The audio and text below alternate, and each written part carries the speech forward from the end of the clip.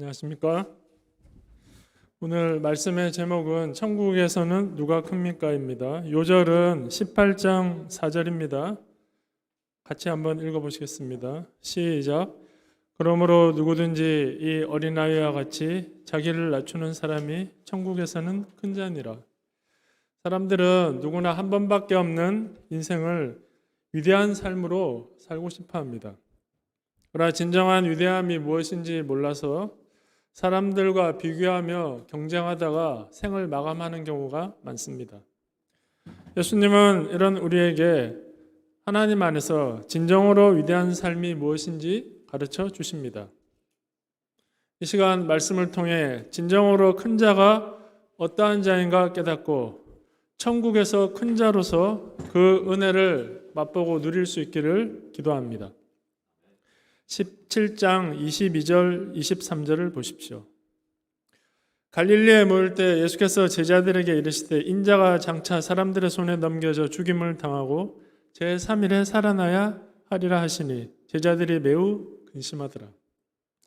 이는 두 번째 순한 예고로서 제자들로서는 별로 듣고 싶지도 알고 싶지도 않은 것이었습니다. 그런데도 자꾸 죽으시고 부활하실 것을 말씀하시는 것은 이것이 하나님이 정하신 구원의 길이었기 때문이었습니다. 그러므로 그들이 아무리 듣기 싫고 부담스러워도 반드시 듣고 영접해야 했습니다.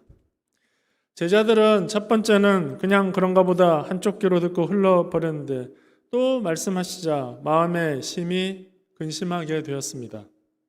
아마 이것이 피한다고 그냥 넘어갈 수 있는 일이 아니고 반드시 받아들이고 마주쳐야 할 현실임을 깨닫게 되었기 때문입니다. 사람들이 듣기 싫어하고 부담스러워하면 계속 말하는 것이 쉽지 않습니다. 듣기 좋은 소리도 여러 번 하면 듣기 싫은데 하물며 듣기 싫은 소리는 얼마나 부담스러울까요? 그러나 예수님은 전혀 타협치 않으시고 기회가 날 때마다 고난과 죽음, 부활을 말씀하십니다. 이를 통해 그들이 십자가와 부활신앙을 가진 믿음의 사람들이 되기를 원하셨습니다. 우리도 위로가 되고 힘이 되는 말씀은 들으려 하지만 부담스러운 말씀은 들으려 하지 않습니다. 그러나 십자가 고난과 부활에 관한 말씀은 꼭 들어야 하고 마음에 영접해야 합니다. 왜냐하면 이 길만이 영원한 생명과 영광을 주는 진리의 길, 생명의 길이기 때문입니다. 17장 24절을 보십시오. 예수님이 가버나움에 이르시자 반세겔 받는 자들이 베드로에게 나와서 물었습니다. 너희 선생은 반세겔을 내지 아니하느냐? 여기서 반세겔은 출애굽기 30장 13절에서 16절에 기록된 속죄를 위해 드리는 매년 한 번씩 드리는 성전세를 가리킵니다. 이스라엘이 구원받은 은혜에 대해 감사로 드리는 것으로 20세 이상 남자는 부자나 가난한 자나 공이 반세겔을 드려야 했습니다. 반세겔은 두 드라크마, 곧 두 데나리온으로서 노동자 이틀치 품삯에 해당하는 것이었습니다. 이것으로 성전을 유지하고 예배를 섬기는 데 쓰도록 하였습니다. 그런데 이것을 받으러 다니는 자들이 있었던 것으로 봐 당시 이 성전세를 내지 않던 사람들이 꽤 있었던 것 같습니다. 예수님도 무슨 사정이 있으셨든지 아직 내지 않으셨습니다. 채근을 받은 베드로가 내신다 하고 집으로 들어가자 예수님이 이를 먼저 아시고 물으셨습니다. 25절을 보십시오. 시몬아, 내 생각은 어떠하냐? 세상 임금들이 누구에게 관세와 국세를 받느냐? 자기 아들에게냐? 타인에게냐? 당연히 세상 임금들은 타인에게 세금을 받지 자기 아들들에게 세금을 받지 않습니다. 동일한 이유로 하나님의 아들이신 예수님도 하나님의 집인 성전을 위해 반세겔에 세금을 내실 필요가 없으십니다. 그렇다면 아들들은 세를 면하리라. 그런데도 예수님은 그들이 실족하지 않게 하기 위하여 내겠다고 하십니다. 이를 위해 베드로에게 바다에 낚시를 던져 먼저 오르는 고기의 입을 열면 한 세겔이 있을 것이니 그것으로 베드로와 당신의 성전세를 내라 하십니다. 여기서 우리는 예수님의 세상을 향한 행동 원리를 배울 수 있습니다. 그것은 그들이 실족하지 않게 하기 위하여입니다. 예수님은 하나님의 아들로 많은 특권과 자유가 있으십니다. 세례를 받으실 필요도 없고 반세겔의 성전세를 내실 필요도 없으십니다. 그러나 예수님은 하나님의 영광을 위해 또 사람들의 오해를 사지 않고 또 실족하지 않기 위해 이를 다 행하고자 하십니다. 신자도 마찬가지입니다. 서로 모여서 식사하고 교제하고 찬송하고 기도할 자유가 있습니다. 고기를 먹고 포도주를 마실 자유가 있습니다. 그러나 모든 것이 가하다고 모든 것이 유익한 것이 아니요 모든 것이 가하다고 모든 것이 덕을 세우는 것이 아닙니다.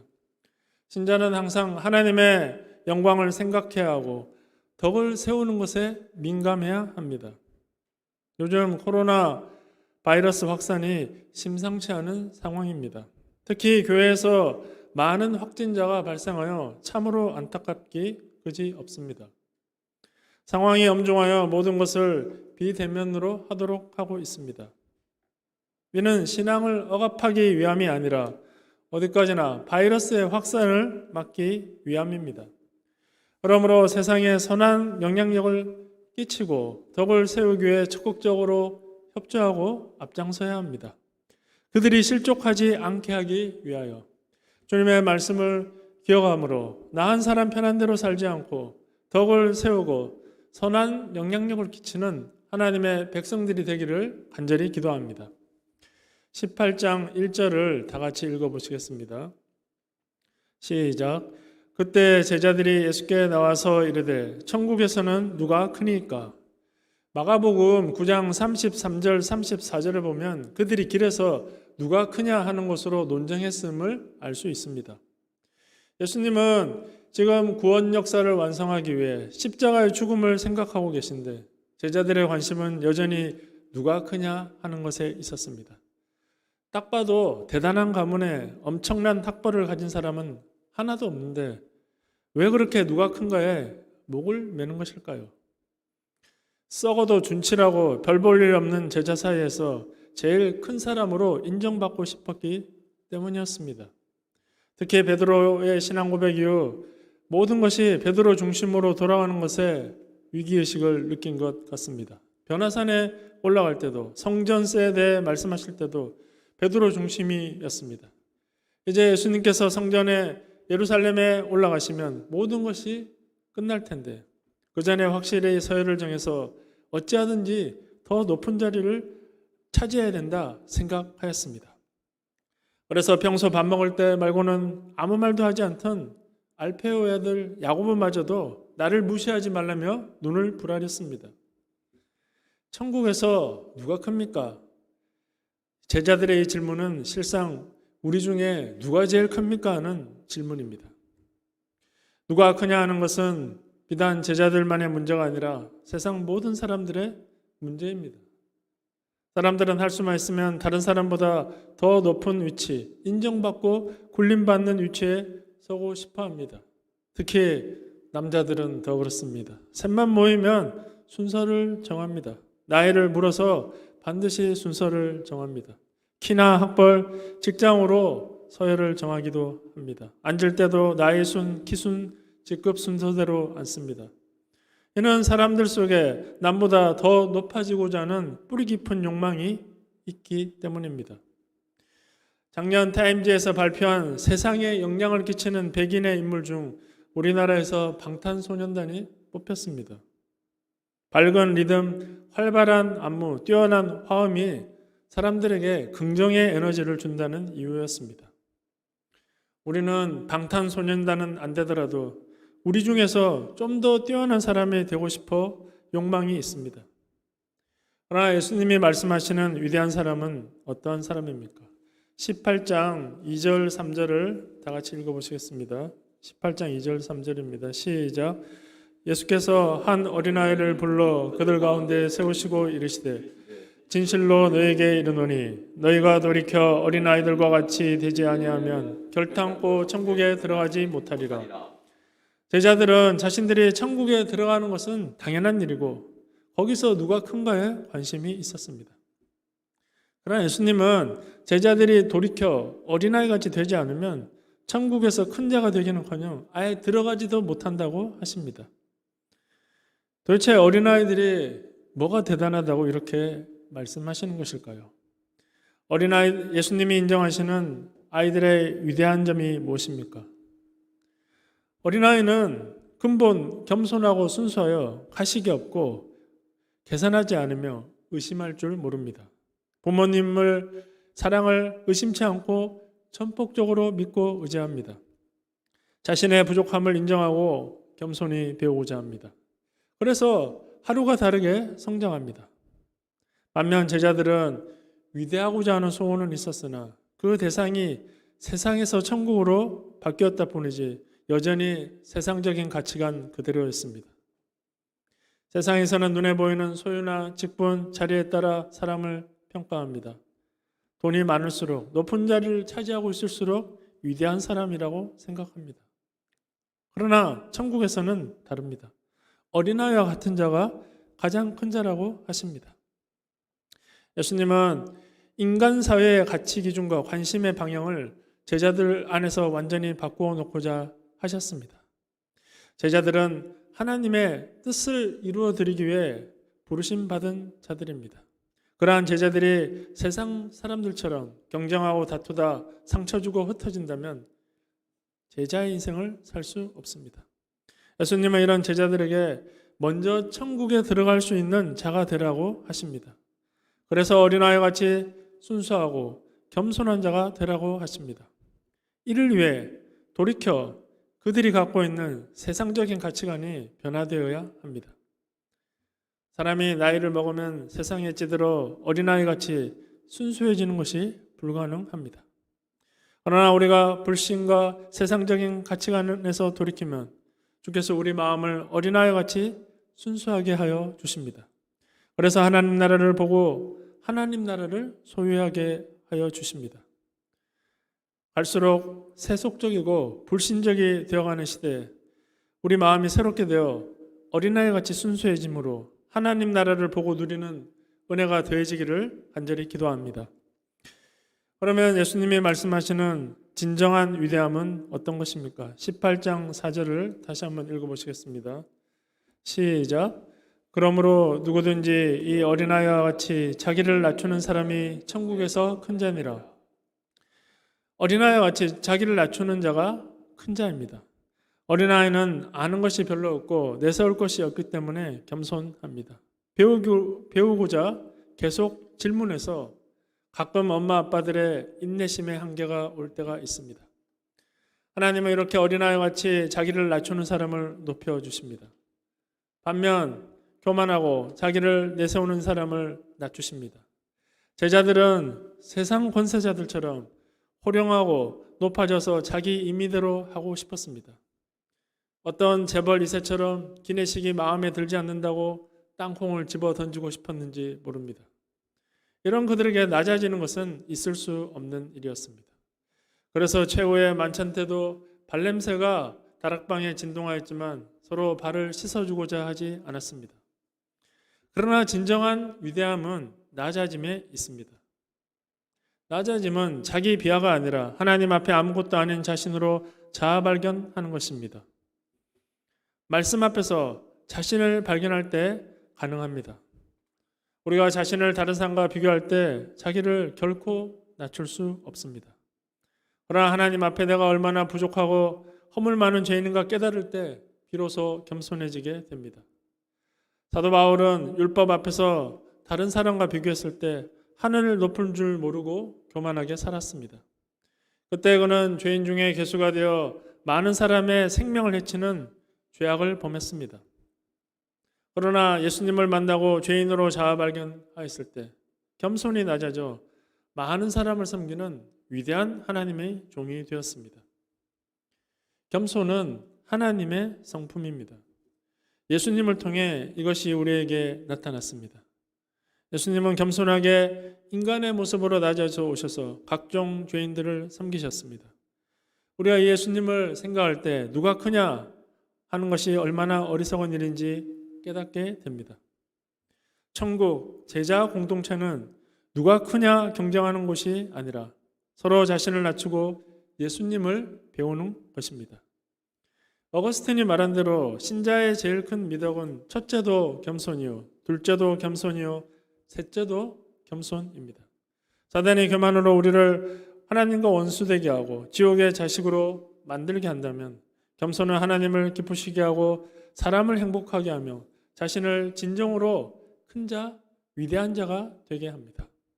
우리가 높아지고 군림하고 싶은 죄악된 본성을 회개하고 어린아이 같이 낮아짐으로 하나님이 함께 하시고 하나님이 쓰시는 진정으로 위대한 삶을 살 수 있기를 간절히 기도합니다. 둘째로 어린아이 하나를 영접하는 사람이 위대한 사람입니다. 18장 5절입니다. 또 누구든지 내 이름으로 이런 어린아이 하나를 영접하면 곧 나를 영접함이리. 어린아이는 순수하고 겸손하다는 장점이 있는 반면 굉장히 자기중심적이라는 단점이 있습니다. 자기만 생각하고 남을 전혀 배려할 줄 모릅니다. 보채고 졸라대고 징징거립니다. 가끔 대형마트에 가면 장난감 사달라고 바닥에 누워 뒹굴고 떼쓰는 아이를 보게 됩니다. 이런 아이들을 감당하는 것은 너무 부담스럽습니다. 도움도 안 되는데 문제만 일으키고 요구만 많으니 짜증납니다. 영적인 세계에서도 마찬가지입니다. 어린아이 같이 심히도 자기 중심적인 자들을 감당하는 것이 힘듭니다. 말씀 공부 언제 할 수 있냐고 문자 보내면 답을 안 하다가 축구하러 나오라면 곧바로 네 알겠습니다. 답장 보내는 사람이 있습니다. 또 소감 좀 써오라고 하면 읽어보지도 않다가 밥 먹자고 하면 네 바로 가겠습니다. 답장 보내는 사람이 있습니다. 이런 사람을 어떻게 감당할 수 있을까요? 이건 정말 인간의 의지와 힘으로 되지 않습니다. 그렇기 때문에 돌이켜 내가 변화되어야 합니다. 어린아이 같은 마음을 이해하고 감당할 내면을 덧입어야 합니다. 그런 면에서 정말 세상 엄마들이 위대하다 하지 않을 수 없습니다. 징징거리고 보채고 졸라대는 아이들을 어찌하든지 얼르고 감당해 주기 때문입니다. 우리가 위대한 삶을 사는 첫걸음은 바로 이런 어린아이 같이 자기 중심적인 자를 영접하고 감당하는 것입니다. 예수님은 하나님의 아들이시지만 각종 죄인들을 낮아져 섬기시고 감당하여 주셨습니다. 이를 통해 모든 이름 위에 뛰어난 이름을 얻으셨습니다. 이처럼 한 사람의 위대함은 지위나 학벌에 있지 않고 겸손히 낮아져 섬기는 내면성에 있습니다. 큰 자가 되고자 한다면 사람들과 경쟁할 필요가 없습니다. 누구든지 하나님 앞에 겸손히 낮아져 어린아이 같은 사람을 영접하고 섬길 때 진정으로 위대한 인생을 살 수 있습니다. 높아지고 군림하고자 하는 죄악된 세상 가운데 우리가 겸손히 낮아져 내게 보낸 한 사람을 뜨거운 마음으로 섬김으로 하나님 앞에 진정으로 위대한 삶을 살 수 있기를 간절히 기도합니다. 18장 6절을 보십시오. 누구든지 나를 믿는 이 작은 자 하나를 실족하게 하면 차라리 연자맷돌이 금옥에 달려서 깊은 바다에 빠뜨려지는 것이 나으니라. 실족하게 한다는 것은 믿음을 잃게 한다, 죄를 잃게 한다는 뜻으로 예수님을 믿는 작은 자 한 사람을 넘어지게 하는 것을 말합니다. 말 한마디 잘못해서 악영향을 끼치는 행동으로 한 사람이 실족하게 됩니다. 나도 부족하고 연약하기 때문에 실족하게 하는 것이 없을 수는 없습니다. 그러나 실족하게 하는 것으로 인해 세상에 화가 있고 그 사람에게는 더 큰 화가 있습니다. 몰라서 그랬다, 통하지 않는다는 것입니다. 그래서 차라리 연자맷돌을 메고 깊은 바다에 빠지는 것이 낫다고 하십니다. 실족하게 하는 것이 이렇게 무서운데 실족하게 하지 않기 위해 어떻게 해야 할까요? 내가 먼저 죄와 싸우는 삶을 살아야 합니다. 18장 8절 9절을 보십시오. 예수님은 내 손과 발이 또 내 눈이 죄에 빠지게 하면 찍어내버리고 빼어내버리라고 하십니다. 하루에도 수십 번 손으로 죄를 짓고 눈으로 죄를 짓는데 그때마다 찍어버리고 뽑아버리면 손과 발, 눈이 남아있을 수 있을까요? 예수님은 두 손과 두 발, 두 눈을 가지고 지옥불에 던져지는 것보다 저는 다리 또 한쪽 눈으로 영생에 들어가는 것이 훨씬 낫다고 하십니다. 이는 어떤 상태로 사는가 보다 어디로 가는가가 더 중요함을 말씀하시는 것입니다. 우리가 가야 할 곳이 영원한 하나님 나라라면 손과 발 그리고 눈을 찍어버리고 뼈버리는 한이 있더라도 꼭 가야 한다는 것입니다. 그런 간절함과 처절함으로 죄와 피 흘리까지 싸우라는 말씀입니다. 이렇게 간절함으로 죄와 싸울 때 한 영혼을 귀하게 여기고 실족시키지 않을 수 있습니다. 18장 10절을 다 같이 읽어보시겠습니다. 18장 10절입니다. 시작. 삼가 이 작은 자 중에 하나도 업신여기지 말라. 너에게 이르노니 그들의 천사들이 하늘에서 하늘에 계신 내 아버지의 얼굴을 항상 배웁느니라. 어른들은 아이들이 어리다고 무시하고 함부로 대합니다. 애들이 뭘 알아? 저리 가! 소리칩니다.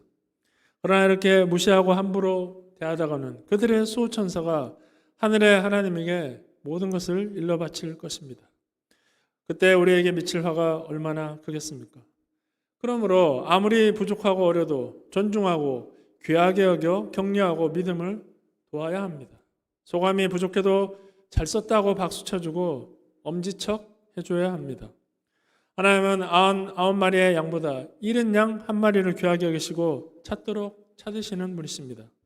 그리고 찾으면 그 한 마리로 인해 기뻐하고 또 기뻐하십니다. 저도 한 번밖에 없는 인생을 위대한 인생, 사람들에게 인정받는 사람이 되고자 애를 썼습니다. 고전을 읽고 교양을 쌓고 말과 행동을 상감으로 품위 있는 사람이 되고자 했습니다. 그러나 책을 읽고 말을 교양 있게 한다고 제 내면이 변화되는 것이 아니었습니다.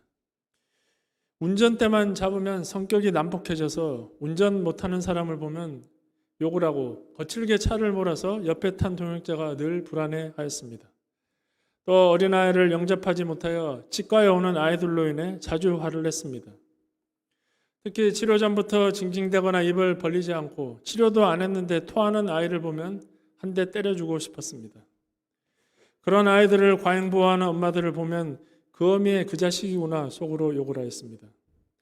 영적으로도 어린아이같이 자기 중심적인 사람들을 영접할 수 없었습니다. 축구하거나 식사할 때는 제깍 답장을 보내다가도 말송부 연락하면 답장하지 않는 사람을 보면 우라통이 치밀었습니다. 고상하고 우아하게 살아야 되는데 수준 떨어지는 인간들 때문에 제 성격만 버린다고 생각하였습니다. 그러나 말씀을 보며 진정으로 위대한 사람은 어린아이같이 자기를 낮추는 사람이요 겸손한 마음으로 이들을 영접하고 섬기는 사람임을 배우게 됩니다. 제가 제자들처럼 자기를 높이고 군림하고자 하여 어린아이를 영접하지 못한 내면성 없음을 깊이 회개합니다. 제가 겸손히 낮아져 제게 보내신 어린아이 같은 사람을 변함없이 영접하고 섬김으로 하나님 앞에 진정으로 위대한 삶을 살 수 있기를 간절히 기도합니다. 결론입니다. 한 사람의 위대함은 타이틀이나 지위에 있지 않고 얼마나 겸손하게 낮아져 한 사람을 섬길 수 있는가 그 내면성에 있습니다. 우리가 높아져서 호령하고 권세 부리고자 하는 죄악된 본성을 회개하고 돌이켜 어린아이같이 낮아짐으로 내게 보내신 한 사람을 영접하고 섬기는 진정으로 위대한 삶을 살 수 있기를 기도합니다. 또 죄와 피 흘릴까지 싸움으로 선한 영향력을 끼쳐 형제를 세우는 역사에 계속해서 쓰임받기를 간절히 기도합니다. 제가 기도하고 마치겠습니다. 감사하신 하나님 아버지, 진정으로 위대한 자가 어떤 자인지 가르쳐 주셔서 감사합니다. 저희가 제자들처럼 세상에서 높아지고 군림하고 임의대로 행하고자 하는 죄악된 본성으로 가득하였는데 어린아이와 같이 겸손해져서 또 한 사람을 품고 섬기지 않으면 또 천국에 들어갈 수 없음을 깨닫게 됩니다. 저에게 높아진 마음, 교만한 마음 회개케 참 도와주시고 어린아이 같이 겸손해져서 저에게 보내신 한 사람을 영접하고 섬기는 진정으로 위대한 삶을 살 수 있도록 함께하여 주시옵소서. 감사하고 예수님의 이름으로 기도하였습니다. 아멘.